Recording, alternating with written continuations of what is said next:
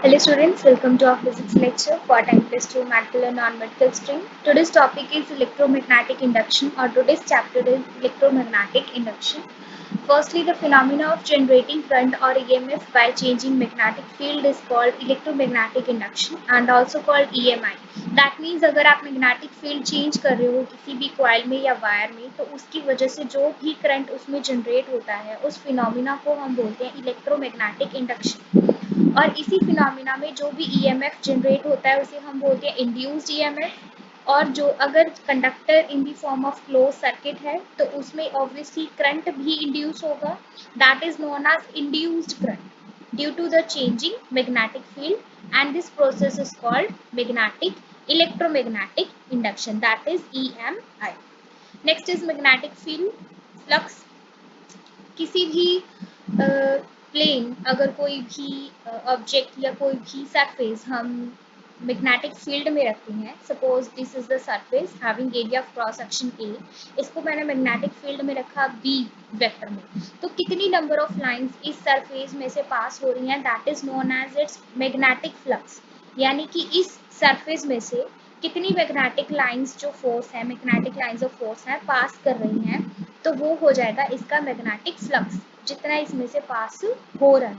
सो वही magnetic flux जो है वो किस पे डिपेंड करेगा, B vector dot A vector. अब B vector dot A vector है, A is in the vector form but I am taking the area of cross section is in the plane form. So इसकी वजह से इसका vector component लेने के लिए मैंने यहाँ पे क्या रखा है, n vector, n cap, that is a unit vector that is perpendicular to that area of cross section, such that with this vector you have make the angle theta with the given magnetic field in a given direction. Okay, so इस theta को देखने के लिए मैंने क्या किया, area of cross section या फिर एरिया जो भी है इस प्लेन का, इस सरफेस का, उसके परपेंडिकुलर मैंने एक यूनिट वेक्टर लिया जो कि थीटा एंगल बना रहा है with the B vector. So B vector dot A vector, पर यहाँ पे लिखेंगे हम ए वेक्टर ही। ओके, यहाँ पे अब दोनों की डॉट प्रोडक्ट है and you know dot product किसके बराबर होती है, B A cos of theta आता है। अगर क्रॉस प्रोडक्ट होती तो साइन ऑफ थीटा आता, तो यहाँ से फाई किसके बराबर हो जाएगा, B A cos of theta. अब जो फाई है वो देखिए डॉट प्रोडक्ट पे डिपेंड कर रही है, that means it is a scalar quantity. Scalar quantity मतलब इसका डायरेक्शन से कुछ भी लेना देना नहीं है। मैग्नेटिक फील्ड फ्लक्स का सिर्फ इतना लेना देना है कि कितनी number of magnetic lines pass कर रही हैं, किस डायरेक्शन में पास कर रही है, उससे इसका कोई लेना देना नहीं है। So that is why it is a scalar quantity. अब अगर इसी चीज में phi is equals to B A cos of theta में थीटा को मैं 0 पुट करती हूँ, cos of 0 degree is 1, that is maximum, तो फाई इसके किसके बराबर आ जाएगा, B A, so that would be its maximum value.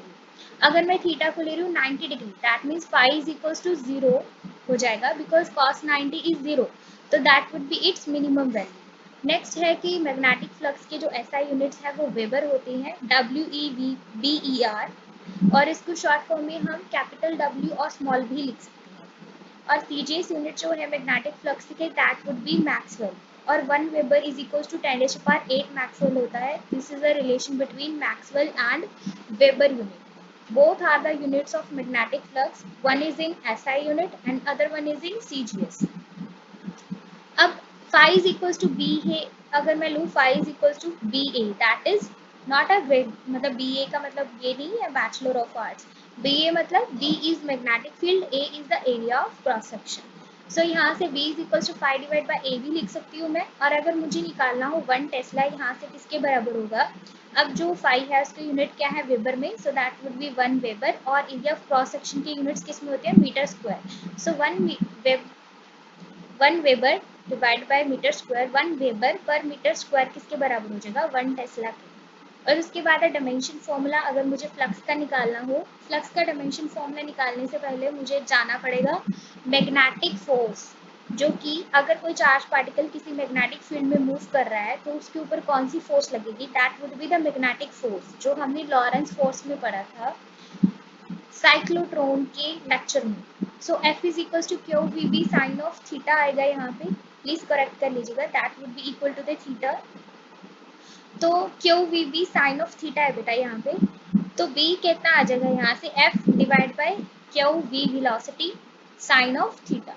तो अब मुझे डायमेंशन फॉर्मूला निकालना है। फाई किसके बराबर था, b into A cos of theta. Cos of theta को तो मैंने मान लिया कि that theta would be equal to the maximum, so that cos of theta would be equal to 1।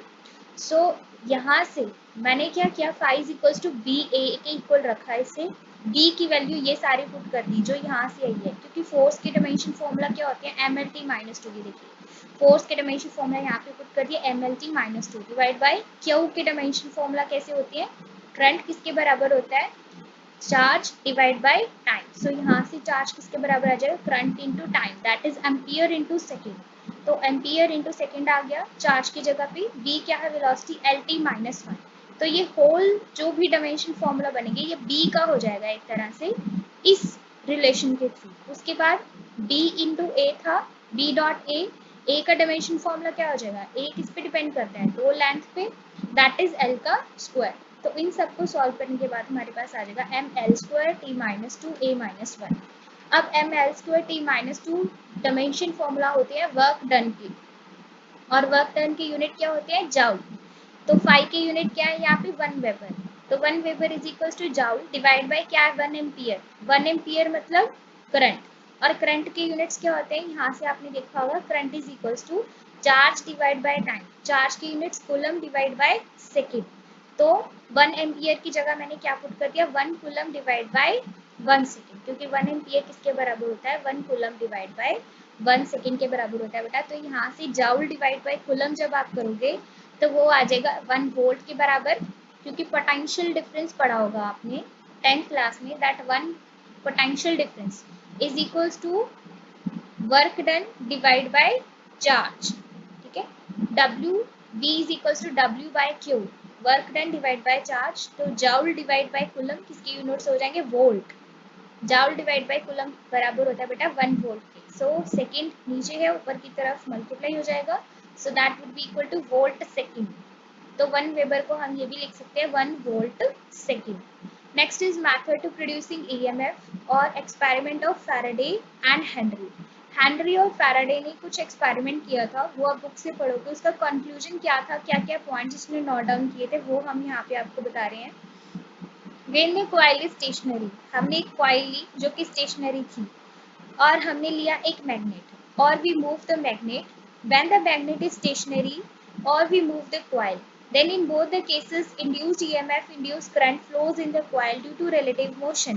relative motion का क्या मतलब है कि एक का motion with respect to the other. अब कॉइल है और एक मैग्नेट है मेरे पास, या तो मैं कॉइल को मूव करूं मैग्नेट की तरफ और उसके towards and away from the magnet, either I move coil towards or away from the magnet, either I move magnet towards or away from the coil। यानी कि एक कंडीशन में मैंने coil को स्टेशनरी रख लिया, मैग्नेट को मूव किया, और दूसरी कंडीशन में मैंने मैग्नेट को स्टेशनरी रख लिया, कॉइल को मूव किया। तो दोनों ही कंडीशन में रिलेटिव मोशन की वजह से क्या इंड्यूस होगा, ईएमएफ, और क्या इंड्यूस होगा, करंट।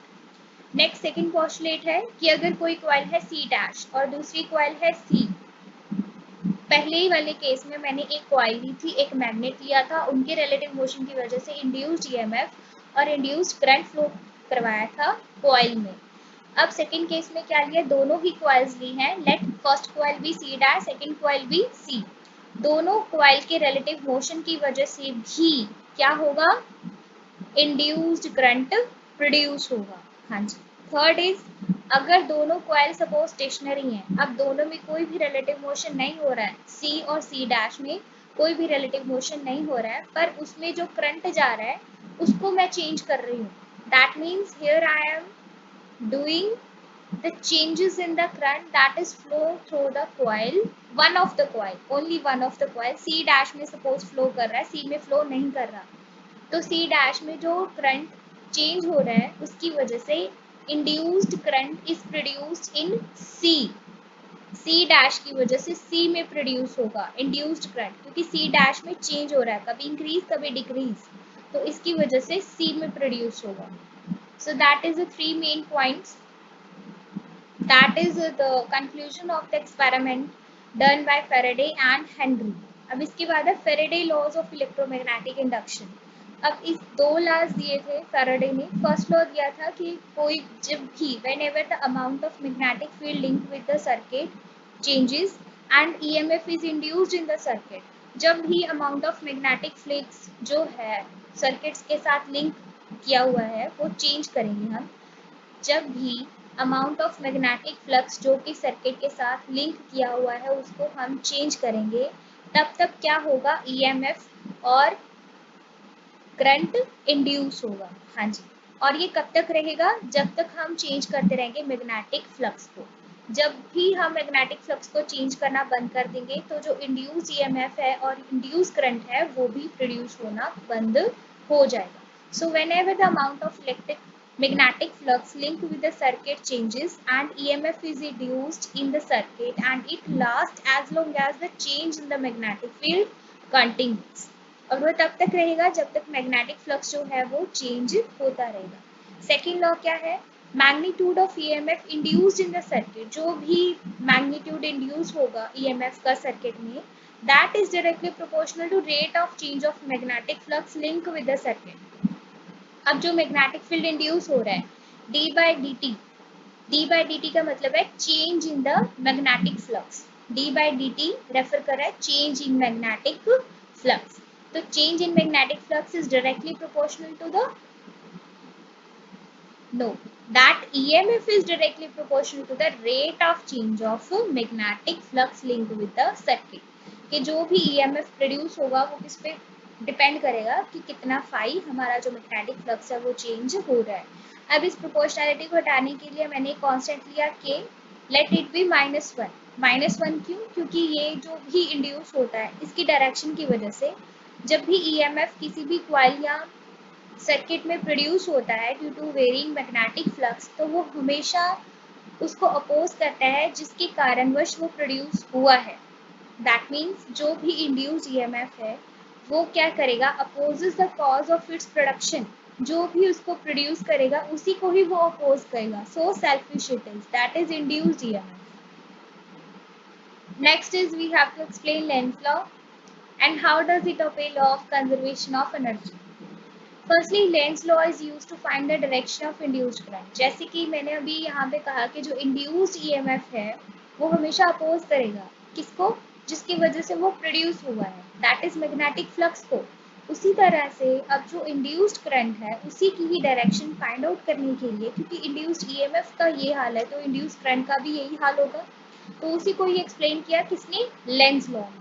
लेंज लॉ ने ये एक्सप्लेन किया कि किसी भी सर्किट में जो कॉइल के साथ रिलेटेड है उसमें जो भी करंट फ्लो कर रहा है, जो भी उसमें चेंजेस मैग्नेटिक फ्लक्स हैं, तो उसके हिसाब से जो पोलैरिटी आएगी इंड्यूस्ड ईएमएफ की वो किस तरह से होगी। इस लॉ ने भी यही एक्सप्लेन किया that the polarity of induced EMF is such that it opposes a change in magnetic flux responsible for its production। यानी कि जिस मैग्नेटिक फ्लक्स की वजह से ये प्रोड्यूस हुआ है इंड्यूस ईएमएफ, ये हमेशा उसको क्या करेगा, अपोज करेगा।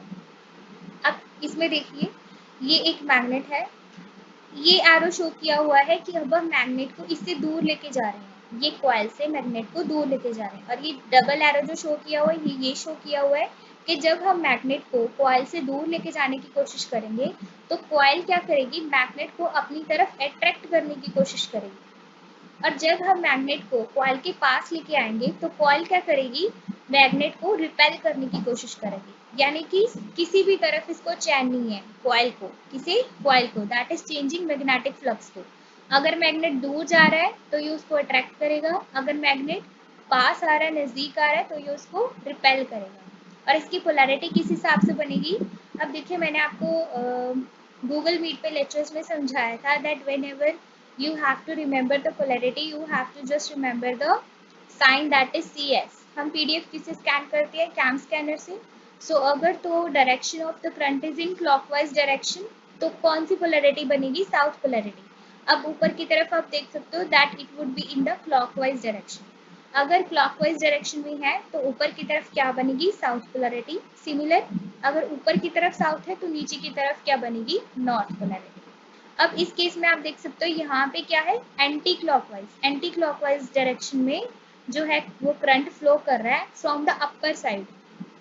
एंटी क्लॉकवाइज में मैंने आपको बोला था आपको आर्टिकल याद करने, ए एंड द होता है, जैसे ए एन का मतलब एंटी क्लॉकवाइज है तो इसमें कौन सी पोलैरिटी बनेगी, नॉर्थ पोलैरिटी। सिमिलर अगर अपर फेस पे नॉर्थ बन रही है तो डाउनवर्ड फेस में कौन सी पोलैरिटी बनेगी, साउथ। बस ये याद रखना है आपको। अब फर्स्ट केस में, फर्स्ट फिगर में क्या हुआ, जब आपने मैग्नेट को इससे दूर लेके जाने की कोशिश की तो the amount of magnetic flux link with the coil increases. जब आपने मैग्नेट को इसके टुवर्ड्स पुश करने की कोशिश की तो जो अमाउंट है मैग्नेटिक फ्लक्स की वो इंक्रीज होने की कोशिश करेगी, जिसकी वजह से जो करंट होगा वो इस डायरेक्शन में इंड्यूस होगा ताकि वो अपोज कर सके किसको, इंक्रीज इन द फ्लक्स। और ये तभी पॉसिबल है जब वो किसमें फ्लो करने की कोशिश करेगा, in the anti clockwise direction when we view the coil from the direction of bar magnet. So the north coil will be develop at the end close to the bar magnet. इसका मतलब जब अब मैंने इसको दूर लेके जाने की कोशिश की, दूर लेके जाने की कोशिश की वजह से इसमें जो करंट है उसकी डायरेक्शन अपोजिट हो जाएगी ताकि ये इसको क्या कर सके, अट्रैक्ट कर सके इस केस में। सो इसी वजह से इसमें ऊपर क्या हो जाएगी, नॉर्थ पोलैरिटी बनना स्टार्ट हो जाएगी। अगर मैग्नेटिक फ्लक्स इंक्रीज हो रही है तो ये उसको डिक्रीज करने की कोशिश करेगी, अगर डिक्रीज हो रही है तो ये उसको इंक्रीज करने की कोशिश करेगी by reversing it's polarity. South की जगह नॉर्थ बन जाएगा, नॉर्थ की जगह साउथ बन जाएगा, सिंपल। और ये सब होता क्यों है, for to maintain the law of conservation of energy, to maintain the law of conservation of energy as it is obeyed in Lenz's law. As when we move the magnet against the force of repulsion or attraction, we have to do some mechanical work. We consume our energy in turn to produce electrical energy in the coil by the same amount. As we stop the magnet, no electric current is produced. This means production of electric energy depends upon the consumption of mechanical energy, hence energy remains conserved. यानी कि अगर आप magnet को नजदीक लाने की कोशिश करते हो तो कॉइल क्या करती है, उसको रिपेल करने की कोशिश करती है। सो आपको कुछ काम करना पड़ेगा मैग्नेट को कॉइल की तरफ लाने के लिए, क्योंकि कॉइल उसको क्या कर रहा है, रिपेल कर रहा है। उसी तरह से अगर आप मैग्नेट को कॉइल से दूर लेके जाने की कोशिश करते हो तो उस कंडीशन में कॉइल उसको अट्रैक्ट करने की कोशिश करेगी, तो उस कंडीशन में भी आपको मैकेनिकल वर्क करना पड़ेगा। तो वो केसेस में जो कंजम्पशन होगा आपका मैकेनिकल वर्क का, चाहे आप मैग्नेट को नजदीक ला रहे हो चाहे आप मैग्नेट को दूर करने की कोशिश कर रहे हो, दोनों ही सूरत में जो मैकेनिकल वर्क है वो किसको प्रोड्यूस करेगा, that is production of electrical energy. That means जो इलेक्ट्रिकल एनर्जी की प्रोडक्शन है वो किस पे डिपेंड कर रही है, मैकेनिकल एनर्जी पे। इसी का मतलब जो एनर्जी है वो कंजर्व रहती है, वो एक फॉर्म से दूसरे फॉर्म में कन्वर्ट हो सकती है पर उसको हम क्रिएट या डिस्ट्रॉय नहीं कर सकते। That is nothing but the law of conservation of energy. Next is a Fleming left right hand rule. अगर आप फ्लेमिंग राइट हैंड रूल की तरफ देखो, if we stretch the first finger, central finger and thumb so that they are mutually perpendicular to each other. अपना right hand लीजिए so that जो आपका first finger है, सेंट्रल फिंगर है और थंब है, तीनों एक दूसरे के परपेंडिकुलर दिखाई दें। तो जो फर्स्ट फिंगर है वो आपको डायरेक्शन देगा मैग्नेटिक फील्ड की, थंब आपको डायरेक्शन देगा motion of the conductor, whether the conductor is being attracted toward the coil और रिपेल्ड बाय द कॉइल, और जो सेंट्रल फील्ड है वो आपको डायरेक्शन देगी इंड्यूस्ड ईएमएफ की direction. So this is nothing but the Fleming's right hand rule. Next is motional EMF.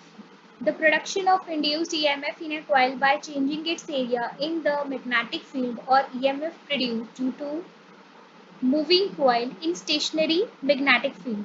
यानी कि मोशनल ईएमएफ क्या बताता है कि प्रोडक्शन जो है इंड्यूस ईएमएफ की किसी भी कॉइल में जब भी हम उसका एरिया चेंज कर रहे हैं by changing its area. Now please note down that point, by changing its area. अब तक हम magnetic field change कर रहे थे, अब हम इसका एरिया चेंज करने की कोशिश कर रहे हैं in the given magnetic field और EMF produced due to motion of coil in the stationary magnetic field. तो इस केस में भी जो EMF है वो induce होगा in the stationary magnetic field. अब हमने कंसीडर किया है conductor PQ will move towards the left. Let PQ is equal to RS is equal to L. यानी कि PQ, अब हमने PQRS ये assume किया है एक कंडक्टर, दोनों की लेंथ सेम है, पी क्यू की भी लेंथ सेम है और आर एस की भी लेंथ सेम है, बल्कि जो आर क्यू है वो एस पी की इक्वल है, that would be equal to X. अब हमें पता है according to the second law of Faraday, E is equal to EMF produced is equal to minus d phi by dt। d phi m का मतलब है phi m is the change in the magnetic flux, इसीलिए m लिखा गया है, m is in the, इसकी prefix में है ये m, okay, so it is not in the multiply, it is called as phi m। so phi m is equals to blx also, क्योंकि phi किसके बराबर होता है, b into a, that is magnetic field into area of cross section। अब area of cross section किसके बराबर होगा, length into breadth, so a length is l, breadth is x, so b l small l into x। so यहाँ से e किसके बराबर आ जाएगा, माइनस फाइव की वैल्यू पुट कर दी, d by dt of b l x। अब क्या चेंज हो रहा है, अब आप देख सकते हो आर एस है और पी क्यू है, वो चेंज नहीं हो रहा, पर यहाँ पे एक स्टैंड सी लगी हुई है, एक एरो लगा हुआ है, जिसको हम अगर इनसाइड लेके जाते हैं तो हमारी लेंथ चेंज हो जाएगी, किसकी, आर क्यू की और पी एस की, क्योंकि ये वाला जो क्यू पी है दैट इज मूवेबल, इसके साथ हम एरिया ऑफ क्रॉस सेक्शन को इंक्रीज कर सकते हैं, डिक्रीज कर सकते हैं, तो इसकी ब्रेड्थ क्या होगी, इंक्रीज होगी या फिर डिक्रीज होगी, तो चेंज किस में होगा, dx by dt में। और dx by dt किसके बराबर होता है, change rate of change of displacement और डिस्टेंस किसके बराबर होता है, वेलोसिटी के। तो यहाँ पे मैंने लिखा है capital V L small l into V, that is V is the velocity with which the conductor is moving। so according to Lenz's law, direction क्या है induced EMF की, or the current is along QPSR।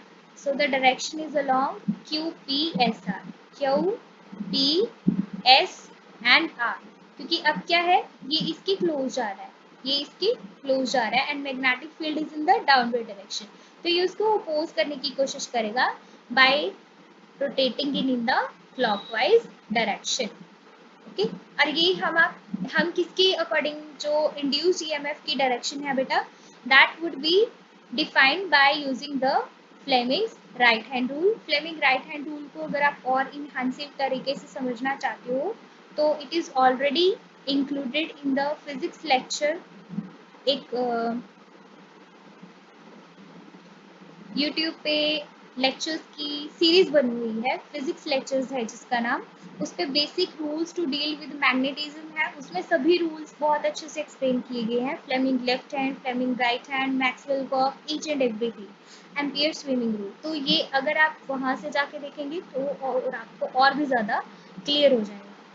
तो ये induce EMF की direction हमने किससे की है, that is by using the Fleming right hand rule। next is eddy currents। eddy currents वो eddy currents are the currents induced in thick and bulk pieces of conductor। देखिए अगर conductor की जो थिकनेस है वो बहुत ज़्यादा होगी, वो बल्क पीसेस होंगे, then that would be resultant in the formation of the eddy currents। when an magnetic flux linked with the conductor changes, जब ही कंडक्टर के साथ मैग्नेटिक फ्लक्स जो है रिलेट किया हुआ है वो चेंज होगा, तो उसमें क्या है, एडी करंट्स प्रोड्यूस होंगे if the conductor is thick and bulk. और ये किसने डिस्कवर किया था, that is discovered by Foucault and is called as Foucault current. Foucault नाम के पर्सन ने ये डिस्कवर किया था, इसी वजह से इसको हम फैक्यूल्ट करंट और एडी करंट्स के नाम से ये मशहूर हुआ है। Next is relative motion of the field and conductor induces a current in the conductor which is in the form of eddies of water called eddy current। जैसे कि पानी, समुंदर है, समुंदर में आप कोई भी स्टोन फेंकते हो तो कंसेंट्रिक सर्कल्स की फॉर्म में उसमें डिस्टर्बेंस जो है वो क्रिएट हो जाती है, कंसेंट्रिक सर्कल्स की फॉर्म में। कभी करके देखना, किसी भी बाल्टी में अगर आप पानी ले रहे हो भरी हुई बाल्टी में, उसमें डिस्टर्बेंस जब आप क्रिएट करोगे तो उसमें रिपल्स बननी स्टार्ट हो जाएंगी, that is in the form of concentric circles. उसी कंसेंट्रिक सर्कल्स की ही शेप में कौन से होते हैं, एडी करंट्स, इसीलिए हम इनको क्या बोलते हैं, एडीज ऑफ वाटर और कॉल्ड एडी करंट। अब जो एडी करंट है वो किस पे डिपेंड करेगा, E divide by R, so I is equals to E, that is EMF produced in the circuit, induced EMF that would be equal to rate of change of magnetic flux, that is minus d phi by dt. Direction of eddy current is given by Lenz law और Fleming's left hand rule. जो direction है eddy currents की उसको हम Fleming's left hand rule से determine कर सकते हैं. नेक्स्ट है एप्लीकेशंस एडी करंट्स की. एडी करंट्स की काफ़ी सारी एप्लीकेशंस हैं. हम इसे इंडक्शन फर्नेस में यूज़ कर सकते हैं. मैग्नेटिक ब्रेक्स जो है ट्रेन में लगाने के लिए यूज़ कर सकते हैं. ट्रेन की स्पीड को हम इंक्रीज करने या मतलब डिक्रीज करना है उसको तब यूज़ कर सकते हैं. इंडक्शन मोटर में यूज़ कर सकते हैं या फिर स्पीडोमीटर्स में यूज़ कर सकते हैं. So eddy currents have following these are the kind of applications. What is self induction? Next question is what is self-induction? Define the coefficient of self-induction and its unit. अब सेल्फ इंडक्शन क्या होती है और इसकी unit define करना है और हमें उसका कोएफिशिएंट डिफाइन करना है. सबसे पहले self induction is a property of the coil by virtue of which the coil opposes any change in the strength of the current flowing through it by inducing an EMF in itself. यानी कि self induction जो है वो किसी भी coil, जब भी हम कॉइल देखते हैं उसको सर्किट में ज्वाइन करते हैं तो सेल्फ इंडक्शन जो है वो प्रॉपर्टी है किसकी? कॉइल की. जैसे कि रेजिस्टेंस भी एक प्रॉपर्टी है वायर की कि उसमें से कितना फ्लो कर रहा है, करंट कितना नहीं कर रहा. उसी तरह से कॉइल है, कॉइल की प्रॉपर्टी है सेल्फ इंडक्शन, जिसकी वजह से जो कॉइल है वो अपोज करेगा कि उसमें कोई भी चेंज हो रहा है या नहीं. सो by virtue of which the coil opposes any change in the strength of current flowing through it by inducing an EMF in the itself. So self conduction is also called the inertia of electricity. जैसे कि inertia of motion होता है कि motion में अगर कोई भी body rest में है तो वो रेस्ट में रहने की कोशिश करती है, मोशन में है मोशन में रहने की कोशिश करती है ड्यू टू इट्स इनर्शिया. उसी तरह से सेल्फ इंडक्शन कॉइल जो है वो खुद में से कितना करंट उसमें से फ्लो हो रहा है कितना नहीं हो रहा वो उसको कैसे अपोज कर रही है.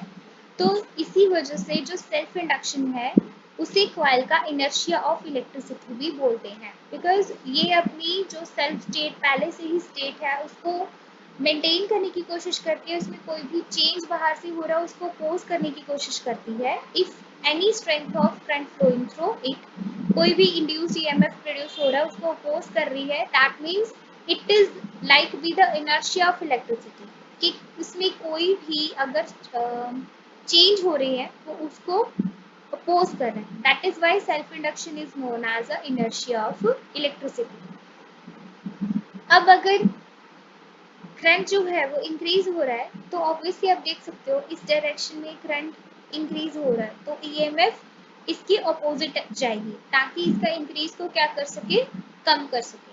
अब अगर इसी डायरेक्शन में जो करंट है वो इंक्रीज हो रहा है, डिक्रीज हो रहा है, सॉरी ये डीईसी का मतलब डिक्रीज शो किया हुआ है कि इसी डायरेक्शन में करंट जो है वो डिक्रीज हो रहा है तो इसी डायरेक्शन में ईएमएफ की डायरेक्शन भी हो जाएगी ताकि इस डिक्रीज को कोप अप कर सके, इसको मेंटेन कर सके. So basically self induction coil की ऐसी प्रॉपर्टी है जो कि क्या करती है, कॉइल की जो करंट सिचुएशन है उसको मेंटेन करने की कोशिश करती है ताकि उसमें कोई भी इंड्यूस ईएमएफ या इंड्यूस करंट प्रोड्यूस ना हो. So here is a coil, यहाँ से इसको बैटरी दी हुई है, यहाँ से इसको rheostat. So current is flowing from positive to negative. That's it. Here is a simple circuit. And from figure A, when the current I is increasing, the self-induction induces EMF opposes to the direction of current to oppose the increase. Similarly, when the current decreases, EMF is developed with the same direction to oppose the decrease. Next is coefficient of self-induction. अगर मैं कहूँ I क्या है, strength of conductor है जो कि flow कर रहा है coil में से, and phi is the amount of magnetic flux linked with it. So phi here is dealing with the I, यानी कि जो मैग्नेटिक फ्लक्स होगा वो किस पे डिपेंड कर रहा है बेटे, करंट पे. और अगर इस प्रोपोर्शनलिटी कांस्टेंट को मैं हटाऊं तो phi is equal to L I आ जाएगा, where L is a coefficient of self induction. अब हम देख सकते हैं कि अगर आई क्या होगा 1 एम्पियर तो ये सेल्फ इंडक्शन किसके बराबर आ जाएगी, 5 की. तो कोएफिशिएंट ऑफ सेल्फ इंडक्शन को हम यहाँ से डिफाइन कर सकते हैं that it is numerically equal to amount of magnetic flux linked with the coil when unit current flows through it. So E is equals to minus d phi by dt. इसे भी लिख सकते हैं हम. अब अगर E is equals to minus d phi by dt है, then using 2 in 1, इस 2 को मैंने 1 में यूज किया तो मेरे पास क्या आ गया, E is equal to minus L D I by D T, E is equal to minus L D I by D T, यहाँ पे D phi by D T आएगा. So that would be E is equals to minus E, L is equals to minus E di by dt. So if di by dt is 1 ampere per second and E is equals to L, then coefficient of self induction of coil किसके बराबर आ जाएगा? That would be equal to the induced EMF in the coil when the rate of change of current is unity. Okay. So E क्या है यहाँ से, minus L di by dt when we are using 1 into that we are arriving at equation that L is equals to minus E di by dt. अब अगर di by dt 1 ampere per second के equal हो जाए तो L minus E के बराबर आ जाएगा, यानी कि अब इसकी नई डेफिनेशन आ गई है that coefficient of self induction is equals to induced EMF when the rate of change of current is unity. Rate of change of current यानी कि D I by D T किसके बराबर आ जाए, 1 एम्पियर पर सेकेंड के बराबर. Next है SI unit L की. SI unit of self induction is henry. Self induction के हेनरी होते हैं बेटा एसआई यूनिट्स. अब L is equal to minus E D I by D T है. अब ई किसके बराबर है, E that is the EMF और ईएमएफ की यूनिट दैट इज 1 वोल्ट. उसके बाद charge divide by anyone, charge divided by time that is 1 ampere divided by 1 second, current divided by time 1 ampere by 1 second. तो यहाँ से किसके बराबर आ जाएगा, 1 volt second divide by 1 ampere, और 1 volt second divide by 1 ampere को ही हम क्या बोलते हैं, 1 henry. So self induction of coil is said to be 1 henry when current changes at a rate of 1 ampere per second through the coil induces an EMF of 1 volt. तो इसी expression से ही हम 1 हेनरी की definition को generate कर सकते हैं. Next is the dimension of self induction. अब L is equal to minus E D I by D T है. E is equal to 1 volt, I 1 ampere divide by 1 second, T minus 2 A minus square. Next is self-induction of a long solenoid, and here is a mutual induction. So first is self-induction of a long solenoid. अगर कोई भी long solenoid consider किया है जिसकी length बहुत ज़्यादा large है as compared to be its radius, where n is a number of turns per unit length and capital N is a total number of turns be the area of cross section. So magnetic field for the solenoid is B is equals to mu naught Ni and phi is equals to Ba. For n number of turns, phi is equals to Nba, capital N into B into A, क्योंकि phi किसके बराबर होता है, magnetic field into area of cross section. But for n number of turns, total number of turns n है तो n के साथ multiply कर दिया. अब यहाँ से हमने देखा कि सोलिनॉइड के केस में जो मैग्नेटिक फील्ड होती है, जब हमने बायोट-सैवर्ट्स लॉ पढ़ा था, एम्पियर-सर्किटल लॉ पढ़ा था, वहाँ से हमने किया था that magnetic field for solenoid in case is equal to mu naught N I. तो B is equal to mu naught N I A into N ये पुट किया है, तो यहाँ से ये सॉल्व करके इसके बराबर आ रहा है बेटा. ओके. उसके बाद जो कैपिटल N है that would be the small n into L, क्योंकि स्मॉल n क्या है, number of turns per unit N length that is capital N divide by L. उसी को ही यूज करके यहाँ पे मैंने क्या किया है, mu naught n square L I A यानी कि m की वैल्यू पुट की है सिंपल. सो यहाँ से अब हम जब सब कुछ डिराइव करेंगे that would B phi is equals to L into I because mu naught n square L into A that would be equal to the L, that would be equal to the L. So here equating 3 and 4 you getting equation number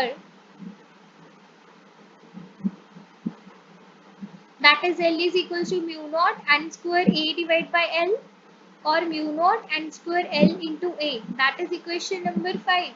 So this one is equation number 3 actually. N is equals to number of turns per unit length, that is equation number 3. 3 और 4 को equate करने के बाद हमारे पास phi is equals to L I आ जाएगा, where L is equals to mu naught n square I divide by n square A divided by L. देखिए यहाँ से phi is equals to mu naught capital N square I A divided by L है ना, ठीक है.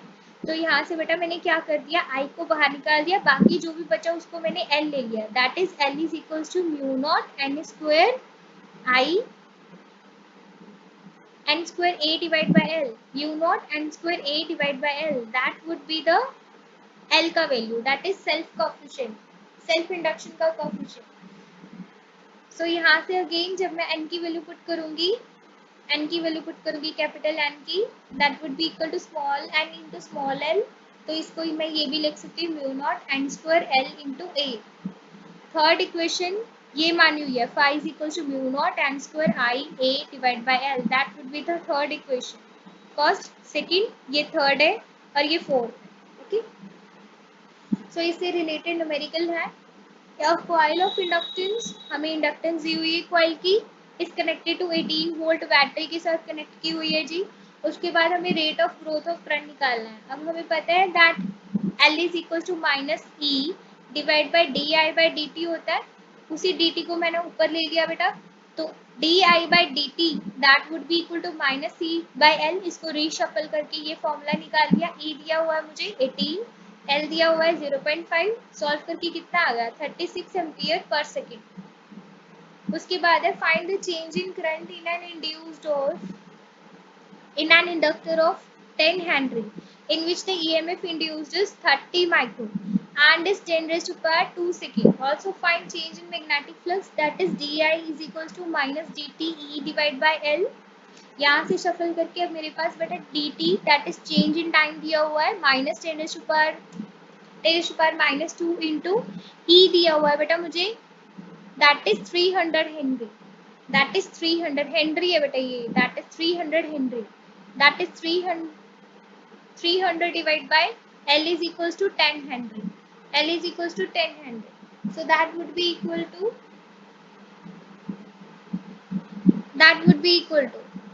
300 Weber divided 10 raised to power minus 2 into 300 Weber divided by 10 Henry, that is 30 into 10 raised to power minus 2 ampere, 0.3 ampere. So phi is equals to E dt, 300 into 10 raised to power 300 into 10 raised to power minus 2, that would be equal to 3 Weber. Okay.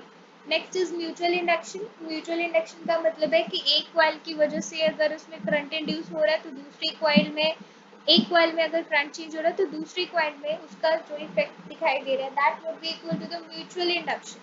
Mutual induction is a property of two coils by virtue of which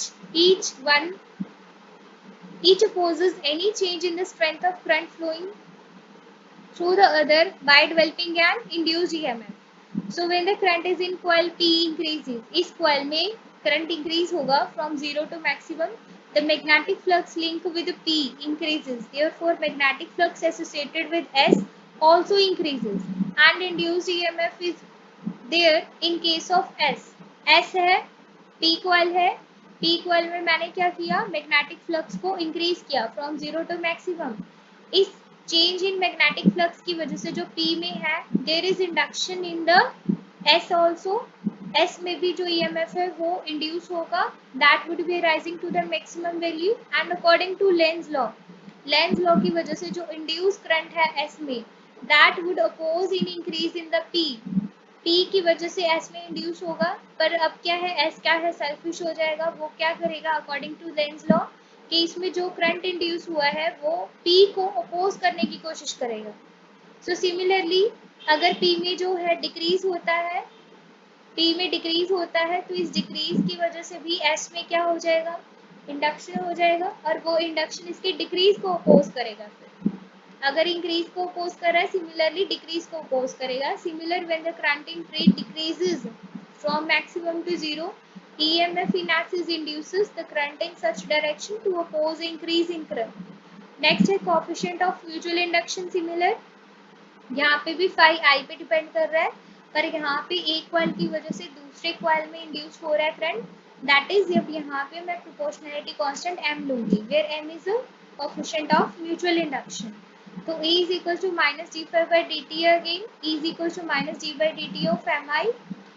values put करने के बाद आपके पास ये solution आ जाएगा. अगर D I by D T into M that would be equal to minus C, तो D I by D T किसके बराबर हो जाएगा 1। तो यहाँ से मुझे पता लग जाएगा कि m is equal to minus C, यानी कि D I by D T को अगर मैं यूनिटी पुट कर दूँ तो म्यूचुअल इंडक्शन किसके बराबर आ जाएगी, अगेन ई एम एफ के। तो इसकी डेफिनेशन आ जाएगी बेटा, coefficient of mutual induction of two coils is equal to e m f induced in one coil when rate of change of current through the other is unity. So that is unit of m is Henry. So if the coefficient of mutual induction is said to be 1 Henry, when the current changes at the rate of 1 ampere per second in one coil and induces an EMF of 1 volt in second coil. आज के लिए इतना ही. Thank you so much.